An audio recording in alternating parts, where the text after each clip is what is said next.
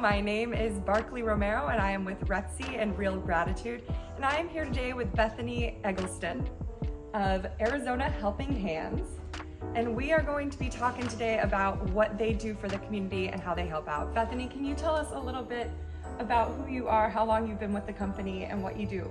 Yeah, so hi, I'm Bethany Eggleston again. I'm the Director of Development here at Arizona Helping Hands. I have been with this organization 6 months, which is crazy because I feel like it was just yesterday that I started here. But so grateful to do this work. We support the foster care community by supplying essential needs to children in foster care when they need us most.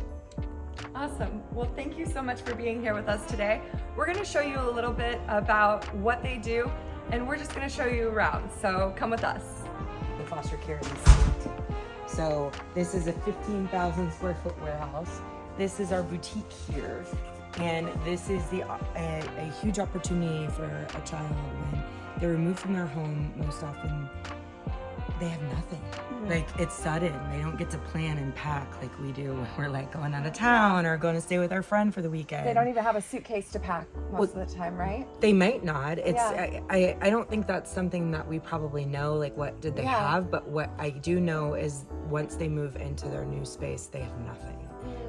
A lot of times they just show up in the middle of the night with pajamas on, maybe no shoes, and so this warehouse is filled with items for them to get restarted. Okay. So it's got their clothes, diapers, wipes, shoes, undergarments. Wow, look how cute these are too. Yeah. Could you imagine how excited they'd feel? Yeah, these are really cool just because like I feel like even some more culturally specific items, you know what I mean? Beautiful. It's so cool, like, and then, you know, I mean, if your little dude needs to get like sharp for his picture day, you know what I mean? Like you've got that for them. So, yeah. And what's the deal with this amazing house? So we do have children that visit when their foster parents are doing their shopping or their caseworker is doing their shopping. And so this house is made for them to come and get to play so that they're maybe not underfoot while mom or dad are trying to shop. Okay. So we do have a full kid zone for our holiday toy drive. It's just not till next week, so it's not set up. Yes, and so you'll do the toy drive in this area, and the kids will do the play and... No, so the kids will play and have an entire kid zone here. Okay. And this will get transformed into like a winter wonderland here. And then actually the toys are being sorted as we speak. What do you have for the winter wonderland?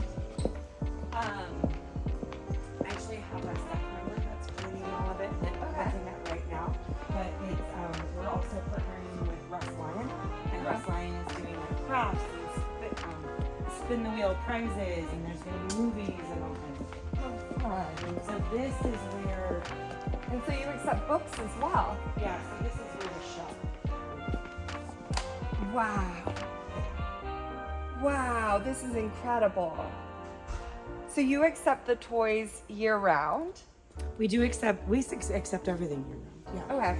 But I'm gonna share with you, like, if you're about to do something, I have an area that I really need help with. Yes. So, boys' shoes. Boys' shoes.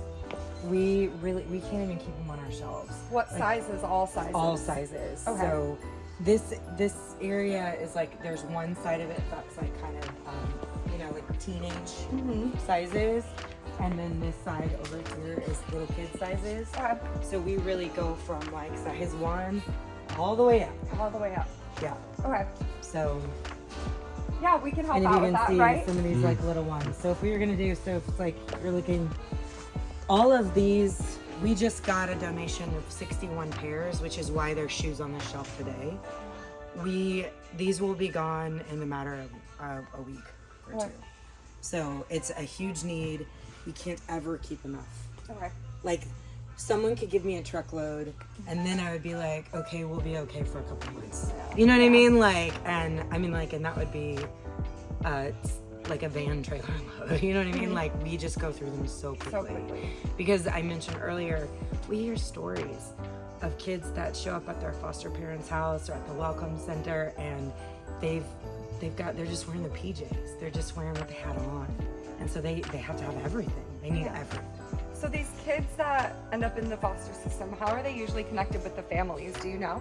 Oh yeah, so through partnership with DCS. So the DCS is the Department of Child Safety, and they manage our foster system here.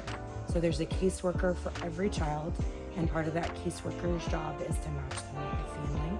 There's also licensing agencies that license foster families all over the state, and those licensing agencies help as well. Okay, so you specialize with working with the children as well as the families that have the children in foster care.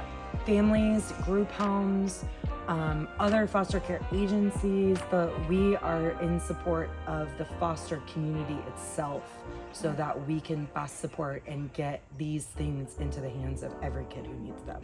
Absolutely. Yeah. Well, we're so grateful for what you do for the community. It's beautiful work, and this warehouse is absolutely incredible. It's crazy, isn't it? It's a little bit like shocking for people a lot of the time. Yeah, well, because you walk in the front and you see all the office spaces and you see the cubicles and you're like, okay, this is great.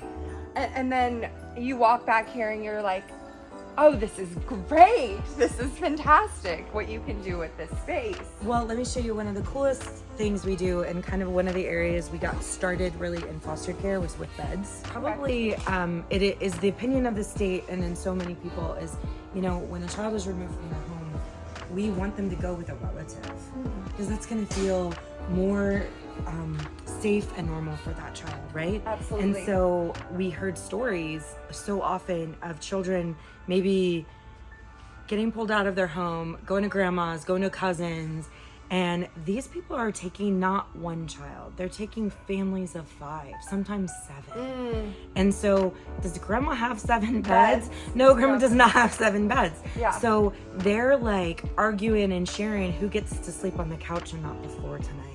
And we're just not okay with that. Shouldn't be like that's not a thing. Happening Yeah, to children. that's not a thing. So that's really one of the areas we got our start in foster care is our Safe Sleep project. Yeah. So you're seeing these are all full twin size mattresses. We've got their bed frames. We also have crib mattresses, and then you don't just get that. You get the sheets, the pillow, the pillowcase, all of the bedding that you need to go with it as well. So if somebody were to want to donate the bedding, are you looking for twin size sheets? It has to be brand new. Brand new. Okay. Brand new. And generally, with that is a donor, like a financial donation driven program, because we like there to be some consistency of quality. Got it. We're like kind of legit picky about it. Yeah. I know that's gonna sound a little bit funny. We do receive brand new in kind items as well, and we accept that. But we want to make sure that that is comfy, it's great for them, you know what I mean? And so we have some quality standards around that one. Absolutely, I get that. As a human being that sleeps in a bed, I get that. I get that. We don't do use beds for that. Yeah. So really, what you want right now for donations are boys' shoes. That is an area that we really need help with. Really need help with. Perfect. Yeah, we really need help with boys' shoes. Girls' shoes we accept as well. We go through them quickly as well, but as you just noticed on the shelf right now, the boys are hurting. Hurt. Yeah, boys are hurting Absolutely. right now. Yeah. We'll see what we can do to help out. And let's be real, we're in the same boat with their clothes too. Yeah. You saw those rounders over there of all these cute girl dresses and things like that. And let's be real, when you go to the store and you're trying to buy things for your son, the area is sad. Yeah. Okay, yeah. I know. It's kind of sad. So it is fun. Yeah. But we also, boys' clothes, we always need boys' clothes. Okay, great. Okay. We'll help out with that. Yeah, especially teens. Well, thank you so much today. This has been so great to see everything and how you work. I just am so appreciative of your time. And if there's anything else that we can help out with, please let us know.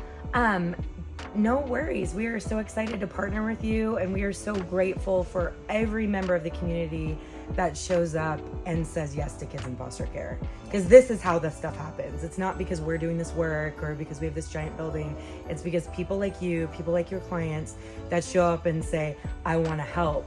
And they give us their time They give us their treasures, right? Yeah. Like items, and then also their financial donations. All of those are what make this happen. And they're all really a symbol to these children that the community is behind you, and we're going to make sure that this works out okay for you. Absolutely. That's really what we want to instill in everybody, is that they have safe spaces to come to, and that they have a community no matter what situation they are in life. Yeah. You're not alone. You're not alone. Where there's Nobody's hundreds alone. and thousands of people behind you. Absolutely. Absolutely. So thank you for being on board on that mission. Yeah, no, Cool. thank you. We're so grateful to get to do this work. All right, and thank you so much for tuning in today. That was Arizona Helping Hands, and once again, this is Bethany, who is an absolute rock star doing all this great work for the community, and we will see you next time.